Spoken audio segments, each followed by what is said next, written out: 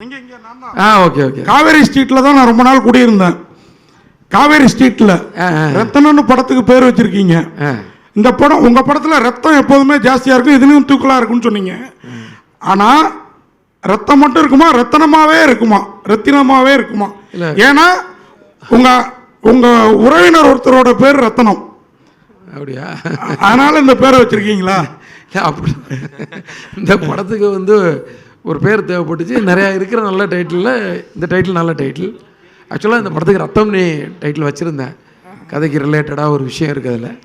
So அது அப்படியே வந்து அந்த படம் ஏற்கனவே வந்துருச்சு ரத்தம்னி ஒன்று இப்போது. அதனால் வந்து அது வந்து ரத்னமாக மாற்றி ஹீரோ நேமில் அந்த டைட்டில். அப்புறம் பிரியா பவானி சங்கர் இங்கே ஏன்னா விஷால் சார் சொல்கிறப்ப சொன்னார் ஹீரோயினுக்கும் நீங்கள் ஈக்குவலாக தான் அவர் படத்தில் கொடுப்பீங்க அப்படின்னு சொல்லி கொடுத்துருந்தீங்க. நாங்களும் பார்த்தோம்.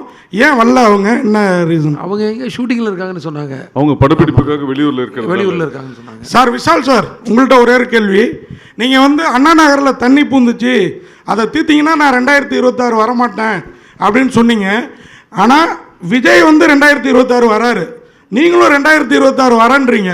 ஏன்னா தளபதி, புரட்சி தளபதி இப்படி தொடர்ந்து அவர் மதுரைன்னு நடித்தார், நீங்கள் மதுரைக்காரராகவே வாழ்ந்தீங்க பல படத்தில். அவர் இறங்குறதுனால இறங்குறீங்களா, இல்லை அண்ணா நகரில் தண்ணி வந்தது அதை தீர்க்கப்படல அதை நோக்கி இறங்குறீங்களா அரசியலில்? அண்ணா நகர்ன்றது ஒரு தொகுதிங்க. இன்னும் ஏங்க தமிழ்நாடு அண்ணா நகரில் தண்ணி இறங்குறது இது அது ஓகேங்க. அது வந்து நான் பதிவு பண்ணது வந்து எங்கள் வீட்டில் தண்ணி அது வந்து அண்ணா நகர். நான் சொல்கிற ஒரு விஷயம் என்னென்னா, நான் திரும்ப அதான் சொல்கிறேன்.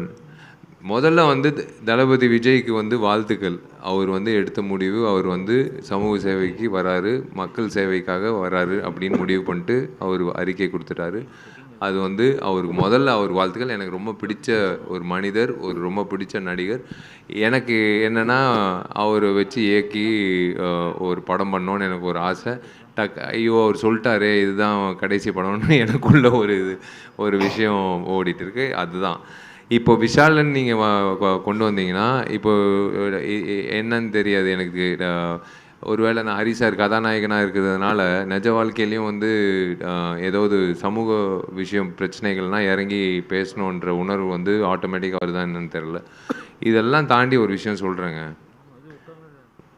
2026 வந்து விஷால் வந்து வரக்கூடாதுன்றது தயவு செஞ்சு அந்த அவங்க வந்து அவங்கவுங்க வேலைகள் பண்ணிக்கிட்டா நம்ம சந்தோஷப்படுவோம். டிசம்பர் மாதம் நான் திரும்பவும் சொல்கிறேங்க, மழை வருதோ இல்லையோ தயவு செஞ்சு அந்த வெள்ளம் வந்து வராமல் பார்த்துக்கோங்க. திரும்பவும் வந்து மறுபடியும் இன்சூரன்ஸுக்கு ஓடிக்கிட்டு ஆடி கார்லேருந்து சின்ன கார் வரைக்கும் மிதக்கிட்டு வேளச்சேரியில் ஏரி பக்கத்தில் மறுபடியும் வந்துன்னு வச்சுக்கோங்களேன், எப்படி இருக்கும் யோசிச்சு பாருங்களேன்.